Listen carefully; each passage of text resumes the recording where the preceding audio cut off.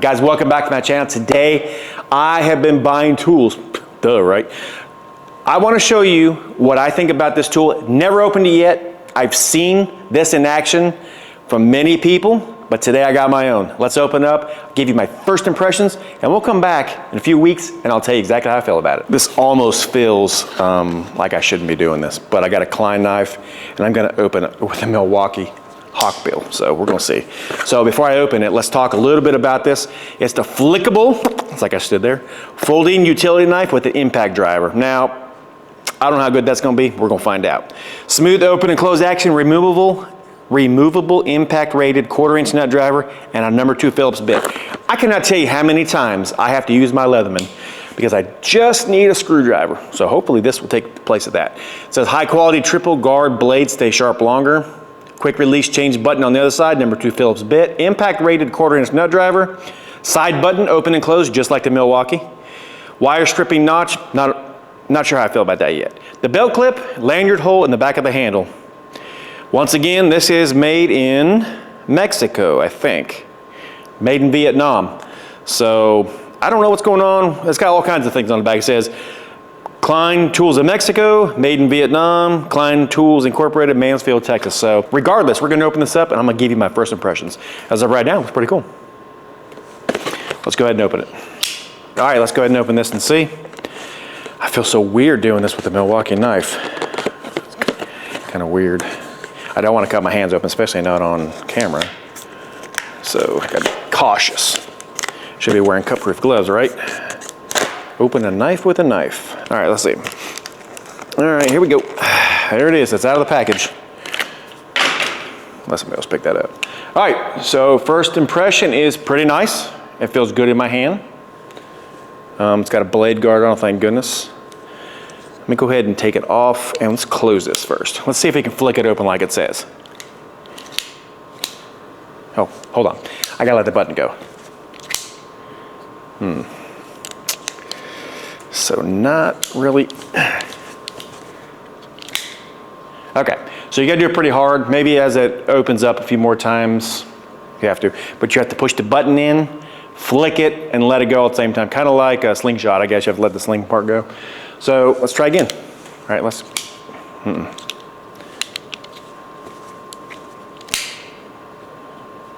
I think after it gets going, it'll probably be all right. So not too bad, not too bad.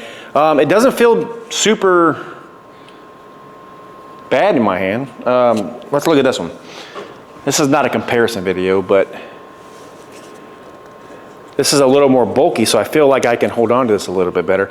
I've never been a fan of razor blade knives, ever. Not saying I won't be from here on out, but all right, let me close this up. This was my deciding factor of buying this, so the screwdriver. So let's see. So it does lock into place, which I was kind of worried about. It is a little loose, but that's just this part. So this part here is super, super solid. So it's just this part is the problem. Now, I believe that you can put any bit in here because it's just a 1/4". Yeah, not too bad.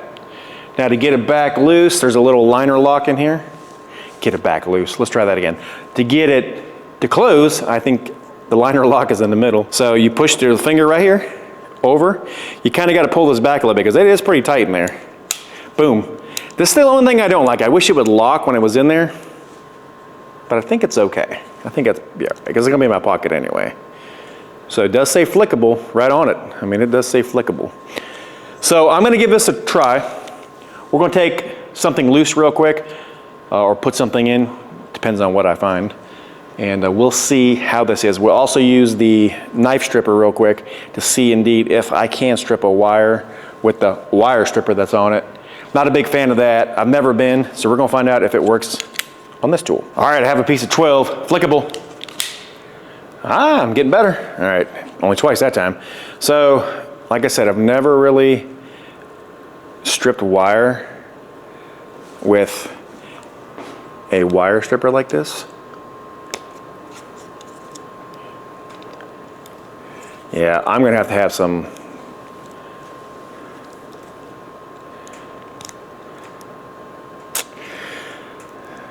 Nah, I probably won't ever use that. Well, hold on. I think I figured it out. All right, let's go for round 2. So let's do this. All right.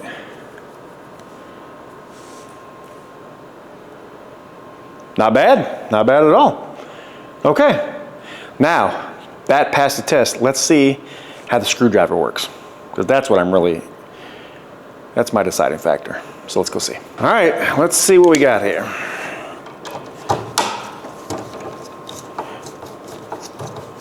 Well, I can tell you already, I like this a lot better than using my Leatherman.